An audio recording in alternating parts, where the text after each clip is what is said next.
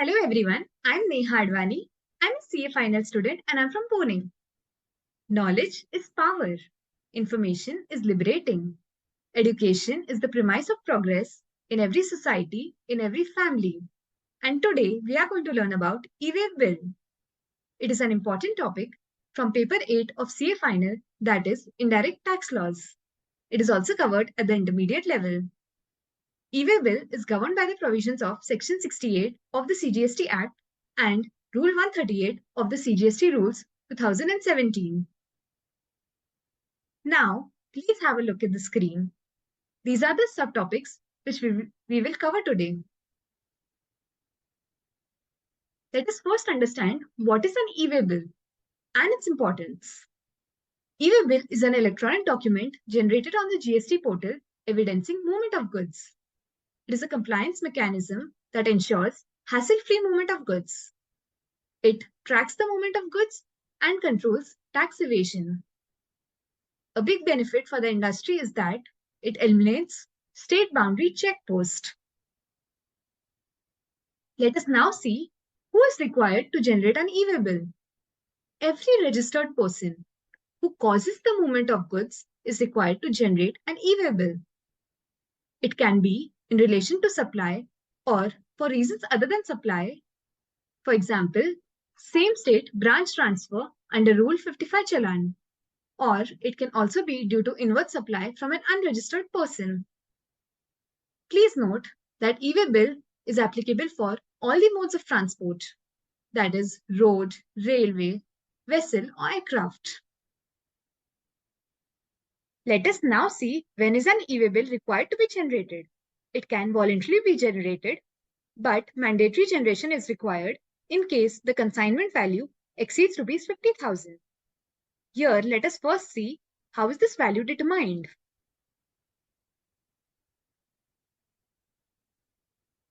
The value is determined as per Section 15, declared in the invoice or bill of supply or delivery challan as the case may be, issued in respect of the said consignment. Please take a note that it includes CGST, SGST, UTGST, IGST as the case may be, as well as GST cess. This value excludes the value of exempt supply. Now, let us get back. There are two special cases where e-way bill is required irrespective of the consignment value. The first one is interstate transfer of goods by principal to job worker. Here, the e-way bill is generated by the principal or the job worker if he is registered. The second case is interstate transfer of handicraft goods by the person exempted from obtaining registration under Clause 1 and 2 of Section 24. Now, let us see the contents of an e-way bill. It is divided into two parts, Part A and Part B. Part A contains GST of the supplier and recipient, place of dispatch, place of delivery, document number, document date, value of goods, HSN code, and the reason for transportation. Part B contains vehicle number for road and transport document number. Please note that Part B is optional if the distance is up to 50 km within the state or union territory in case of transportation from the place of business to the transporter's place. Let us take an example. If the place of business is in Ghatkopar and the transporter's place is in Thane, then e-way bill is not required to be generated since the distance is up to 50 km. For reference, I have attached a copy of e-way bill. Please do take a look. Let us now see when is an e-way bill not allowed to be furnished. That is, when is the e-way bill facility blocked or freezed. The first case is if the return is not filed for 2 consecutive tax periods under Section 10. That is, when GSTR 4 is not filed for 2 consecutive years under composition levy, e-way bill facility shall be blocked. In other cases, if the return is not filed for 2 months or quarters, the e-way bill facility shall be blocked. Here, please take a note that I'm talking about return and not IFF in case of QRMP scheme. E-way bill facility shall also be blocked for a person whose registration has been suspended. Here, an important amendment has been made in May 2021, which states that e-way bill generation facility to be blocked only in respect of outward movement of goods by the defaulting registered person. Let us understand this with the help of an example. Here there is Mr. A, Mr. B and Mr. H. All of them are registered under the regular scheme. Mr. A is from Delhi. He has not filed his return for the last 2 months. See, he is wearing a full suit, but he has not filed his return for the last 2 months. Mr. B of Haryana supplies goods to Mr. A, and Mr. A supplies goods to Mr. H. Here, can Mr. B generate an e-way bill to Mr. A? The answer is yes, he can generate an e-way bill. But can Mr. A generate an e-way bill? The answer is no. He cannot generate an e-way bill until he files his pending returns and his status gets unblocked. Let us quickly grab a practical insight of the e-way bill site. So this is the e-way bill site. Here are the forms. EWB01 is our e-way bill. EWB02 is the consolidated e-way bill, which we will study later. And here, a person can update his block status. So you can go through this later. Now let's get back. Let us now see the timing of an e-way bill. In case of transportation by railways, aircraft or vessel, information in Part B can be updated before or after commencement of movement of goods, but goods shall not be delivered unless e-way bill is produced at the time of delivery. In case of transportation by road, e-way bill is required to be generated before the commencement of movement of goods. In case of self-transportation by road, Part A and Part B shall be filled by the registered person. In case of third-party transporter, that is GTA, Part B can be filled by the transporter. In case the goods transport agency is unregistered, he shall apply for unique enrollment number. It is a 15-digit unique transporter ID. If the GTA is registered and he has registration in more than one state under same PAN, that is multiple registration, he shall apply for common unique enrollment number. Let us now see the validity of an e-way bill. It is divided into two parts. In case of overdimensional cargo and in other cases. For your reference, I have attached the pic of an overdimensional cargo on the right-hand side of the screen. Let us see the validity of an e-way bill in other than overdimensional cargo. If the distance traveled is up to 200 km, validity of an e-way bill shall be 1 day. For every additional 200 kilometers or path thereof, 1 additional day shall be given. Let us understand this with the help of an example. If the distance traveled is up to 500 km, validity of an e-way bill shall be 3 days. In case of overdimensional cargo, if the distance traveled is up to 20 km, validity of an e-way bill shall be 1 day. For every additional 20 km or path thereof, 1 additional day shall be given. Let us now understand the concept of multimodal shipment. Cases where several modes of transportation are used from the place of origin to the destination place, it is called as multimodal shipment. In case of multimodal shipment, where one leg is in ship, above both the options are available. Let us see some clarifications regarding validity of e-way bill. Period shall be counted from the generation of e-way bill, that is, after the completion of Part B. Each day is counted as 24 hours, except for day 1, which can be longer than 24 hours.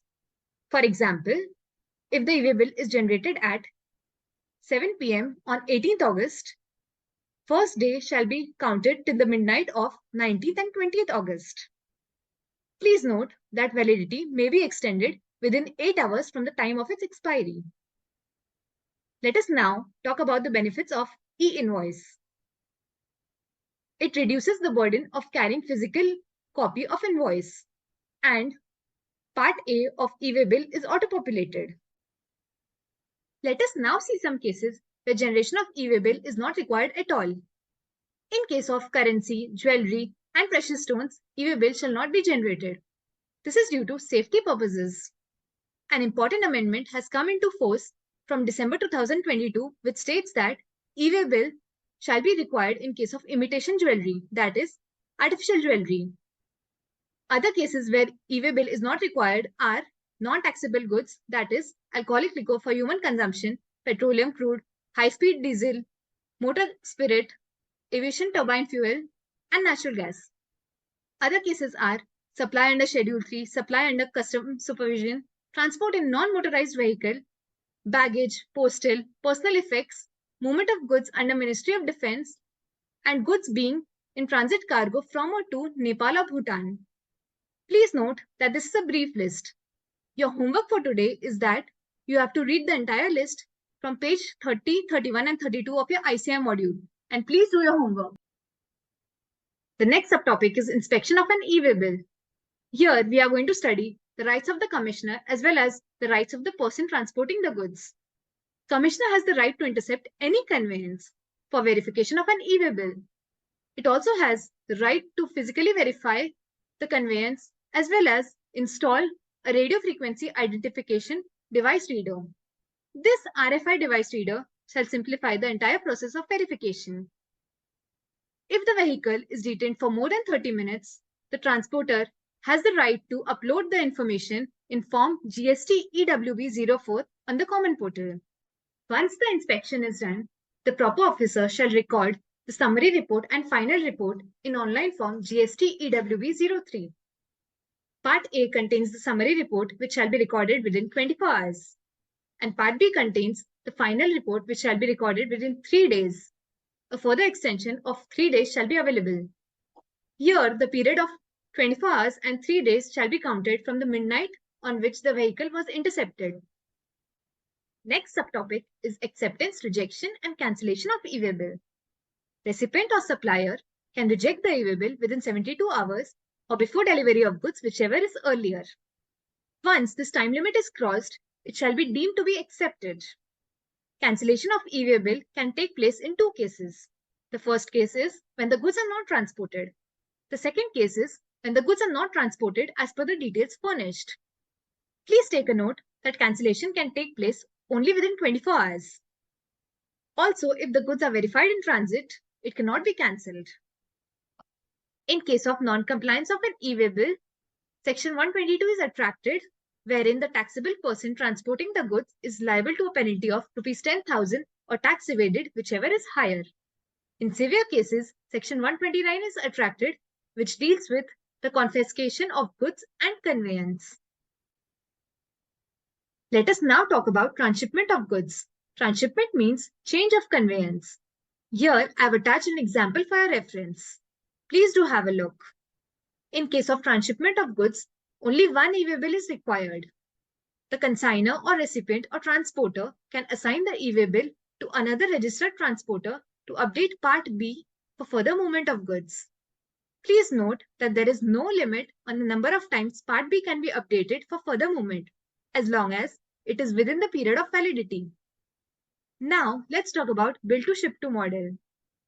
Bill to ship to model means a person A has ordered goods from B and has asked Mr. B to deliver the goods directly to Mr. C. Here also, only one e-way bill is required. Part A of e-way bill shall contain the place of dispatch, bill to address, as well as the ship to address. In case of transportation by road, the transporter is required to generate an e-way bill in the following cases. The first case is where the consignor and consignee have not generated an e-way bill and the value of goods carried in the conveyance is greater than 50,000. Here, the e-way bill shall be generated in form GST EWB01. In case the transporter is carrying multiple consignments, he shall generate a consolidated e-way bill in form GST EWB02. Let us see some important clarifications. In case of transit of goods in the same state to another state, e-way bill is required to be generated. In case of movement of goods from one domestic tariff area to special economic zone and vice versa, in the same state, e-way bill is not required. So that's the end of the topic. Thank you everyone for patiently listening to me. Keep learning, keep growing. Also, if anyone has any doubts or queries, please feel free to reach out to me. Thank you.